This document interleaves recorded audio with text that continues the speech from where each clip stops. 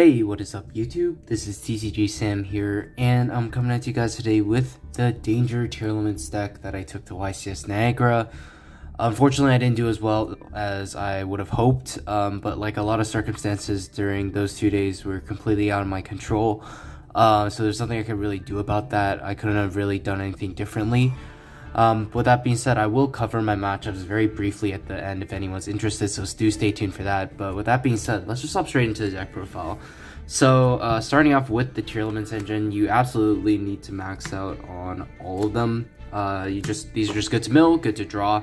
No excuse for playing any less. And then of course for the other parts of the engine, 3 planet, 1 terraforming. I don't play mine. Viewers of the channel know I hate that card. I will never put that card in my deck.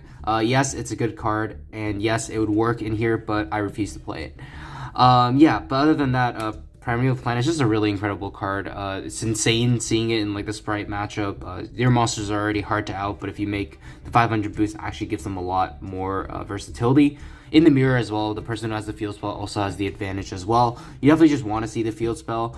I also put in terraforming because it also upped the deck count like a tiny bit, and the reason for that, why I thought that was important, was because of a deck like Runic. I was kind of scared of going up against that and having them actually deck me out, so I figured having a few more cards in the deck wouldn't be too bad. It also compensates for like Gizmek and Desires banishes, so yeah, just extra consistency cards that also fill up like the deck count. It's a bit weird, I know, but that's the way I thought about it.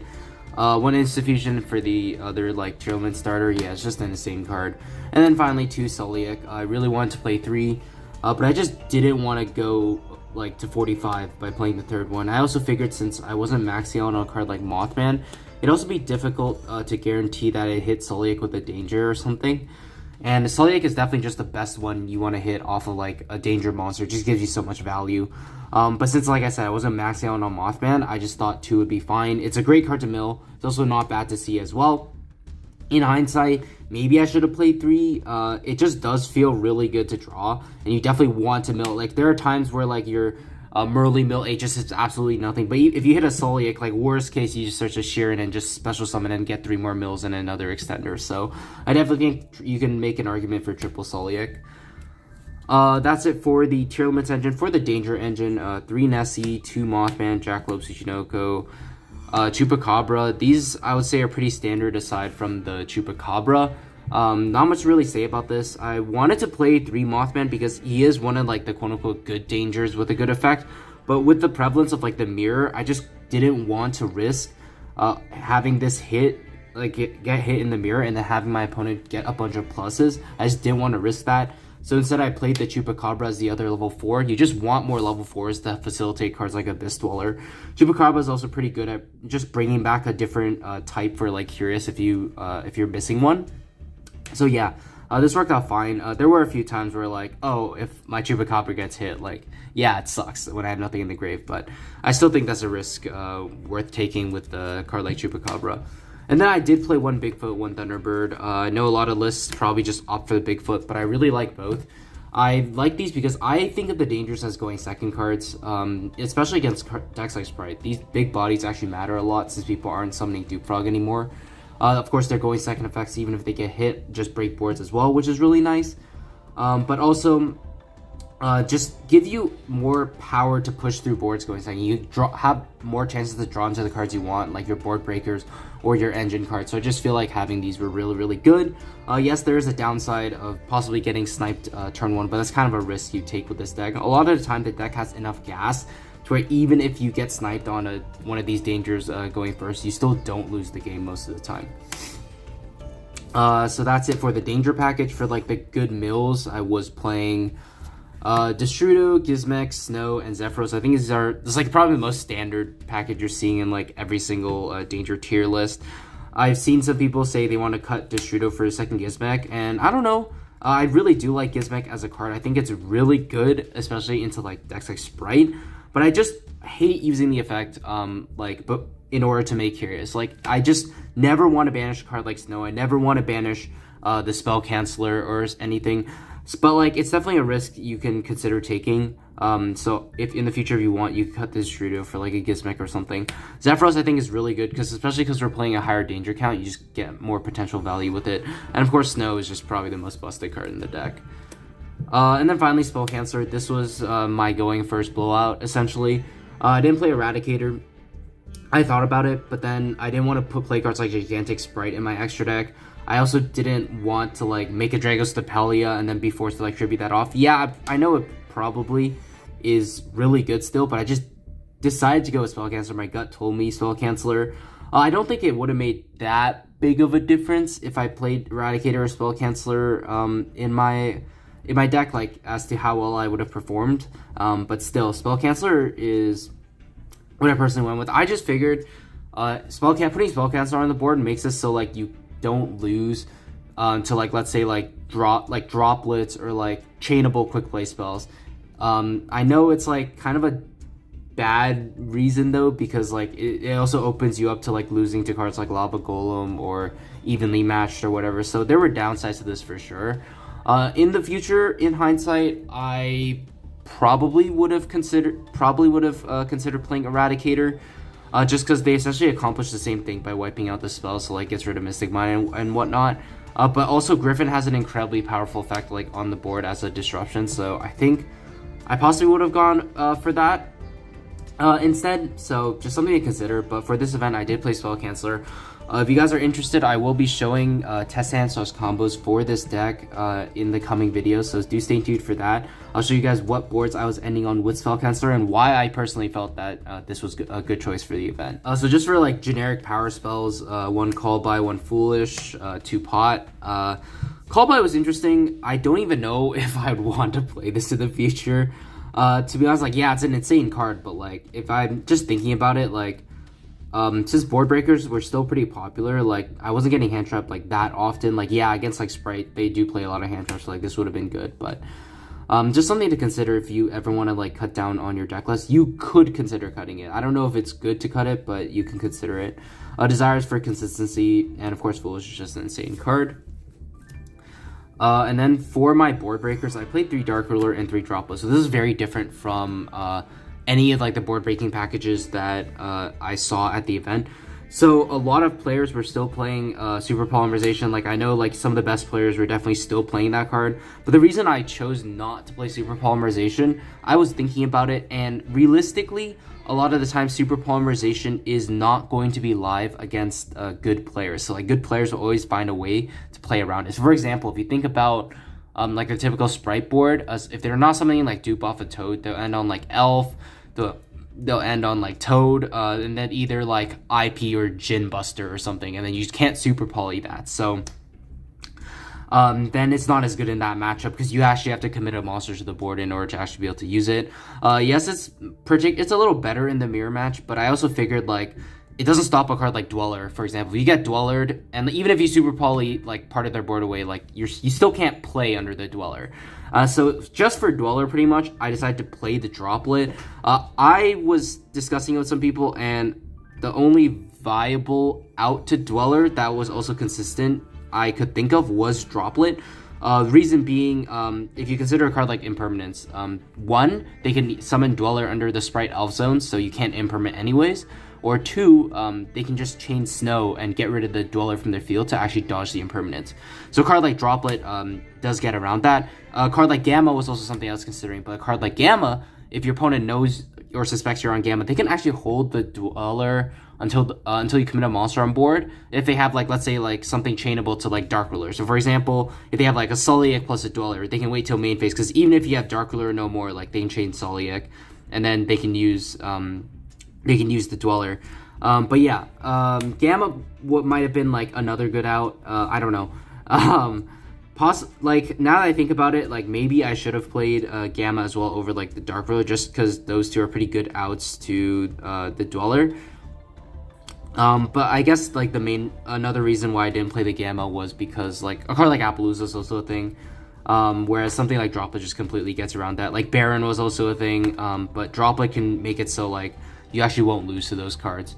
So Droplet was what I personally concluded to be like the most reasonable out to a card like Dweller. Dark Lord No More was the other board breaker in my deck. I know a lot of people started cutting this, and my theory behind this was against like the mirror match. After you get Dweller, if you Dark Ruler their board, like of course you're still stuck under a Dweller, but like at times you might just have to only deal with the snow, and there's a chance, like a very slim chance, with a perfect hand you can actually break their board and actually survive another turn, and that can be enough to win the game. So that was one reason why I played Dark Ruler, but also just against like Sprite. I figured Sprite would be the most common matchup. I did play a lot of Sprites, and Dark Ruler was pretty good in those matchups. I also wanted cards that were good against like Fluandereeze, for example. I didn't want to deal with Barrier Statue M-Pen, so that like Super probably wouldn't do anything in that matchup as well. So yeah, Dark Ruler was kind of my logic. Also the logic with these two was that I can draw into them with dangers, because most of the time people aren't negating the dangers. I can special the dangers, draw into these, and actually use them later on in the turn. So that was kind of my logic with the board breakers that I did play. Was it correct? I don't know. I still do believe Droplets was correct. I still think this is like probably the best out to a card like Abyss Dweller. Dark Ruler No More, on the other hand, probably could have been something else. Not sure what I would have put instead.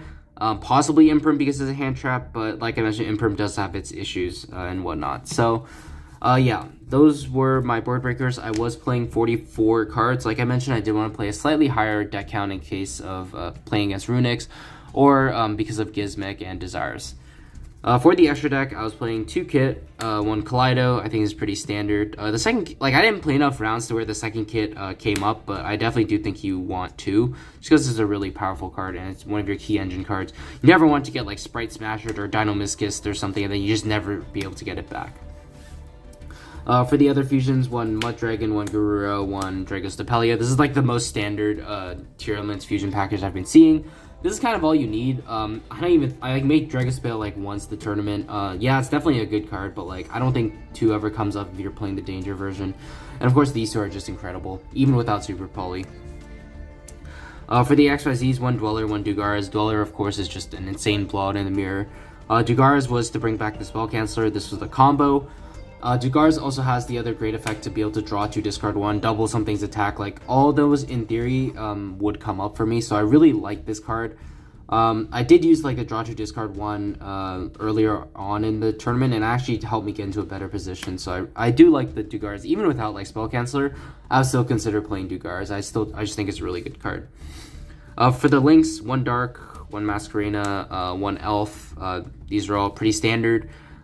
These were all insane. Dark, of course, even though we're not playing like Sprite cards in the main deck, like just stealing something is insane. Like just something random is insane. You're able to crash it, get a search if you need to. Elf, of course, is insane. It's actually a key part of your end board in this deck, because you could summon Spell Canceller under it, which makes it so your opponent's Imperm actually doesn't work on it. So that was also why I decided to go with Spell Canceller, just because you are able to protect it with cards like Elf and another card I'm playing in the extra deck. And IP, of course, is just a really good card to end on. I did play Unicorn. I wasn't sure if this was correct, but I wanted just a generic Link 3 that helped me break boards when going second. So like it would either have been like Phoenix or Unicorn. I just figured Unicorn was a bit better. Just because when you're trying to break boards, you're putting like monsters on board, half your stuff's getting negated or whatever. If you're able to slap a Unicorn down, that forces something else out, and then you can like then climb into something else later on. So I figured Unicorn would be pretty good for that. Of course, Curious card's insane. Not much to say about this. And then I guess the tech that I was playing that no one else was, that was Mekk-Knight Crusader Avermax. So why was I playing this card? So essentially it's for the effect where your opponent actually can't target monsters on the field for attacks except for this one. So the idea was to actually be able to protect Spell Canceller with this as well, because if your opponent doesn't have a card like Evenly, their most realistic out is going to be able to try to run over it somehow. But Avermax is like notoriously hard to out, because like if any special summon monster it battles, it just kills it. You can't target it with card effects, so like you can't like unicorn it away or something. And also like that's not to mention we have like Elf pointing to like stuff as well. And especially if you make it with IP, it can also just be a really hard boss monster to out for a lot of different matchups. That was kind of my logic with it. I made it a couple of times, but like looking back, it may have been a bit win more because Spell Canceller was usually just enough. If I just end on let's say like in IP Masquerena and then just went to Unicorn to protect my card, it kind of would have accomplished the same thing, I feel like. So in hindsight, I definitely should not have played this. It should have been like a Zeraboros, which I wasn't playing. Just because Zeraboros is just insane in this deck. I cut the Zeraboros for this, and it was definitely like a foolish mistake, but it wouldn't have impacted how well I did in the end. That was 14 cards. The 15th card I played was Underworld Goddess from the Close World. I borrowed it from someone at the event, and I had to give it back to them. But in the future, I definitely continue to play this card. It's definitely really powerful. Just slapping 3 monsters on the board when going second, and if your opponent doesn't see it coming, like you can just suck up their link to like their Sprite Elf, and then you just boom, like you negate the rest of their board, and then you essentially outed their entire board. It's also a very difficult monster to out for certain decks, so this is also something. This was something to consider.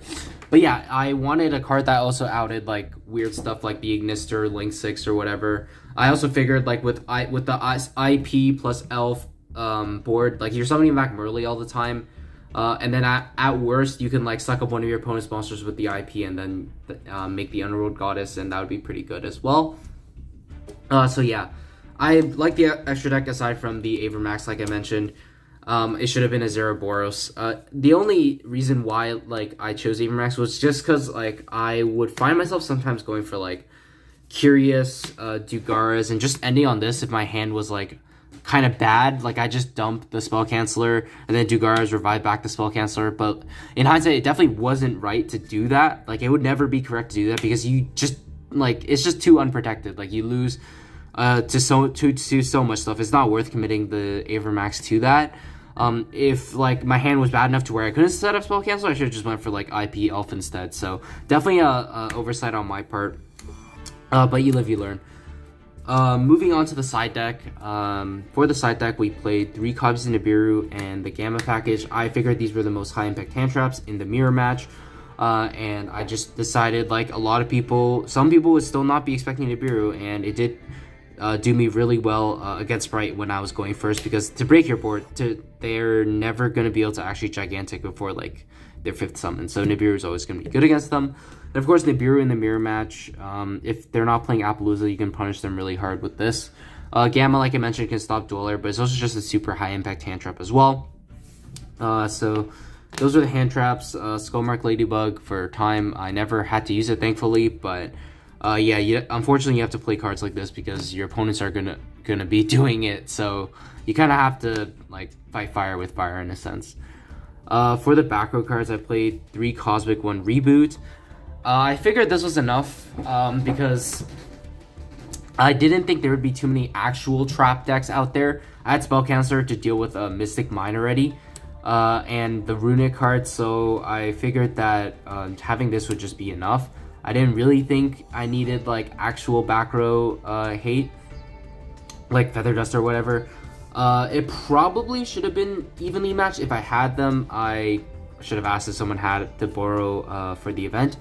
But I just submitted my deck list a little too hastily, but it is what it is. I would probably replace this with evenly. Reboot, of course, is just an insane card to stop power traps, so I definitely think you do need that, because you side it even against like a deck like Sprite.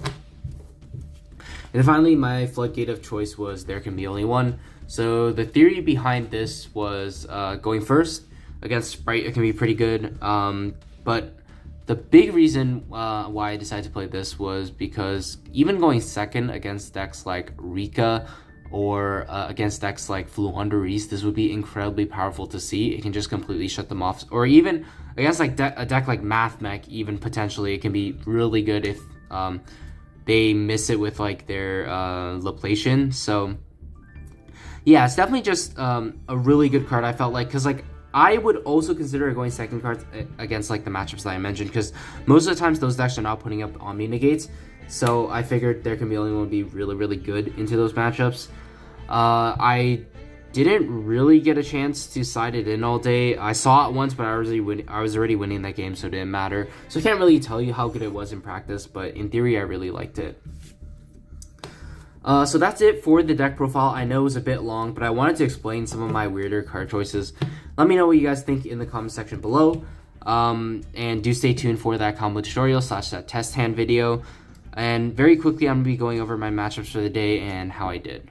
Alright, so since I was a VIP duelist, I actually got 2 buys for the first 2 rounds, so I didn't have to play until round 3. Round 3, played against Flunderies. I 2-0'd that matchup. Game 1, I just had the full spell canceller combo, and he just couldn't out it.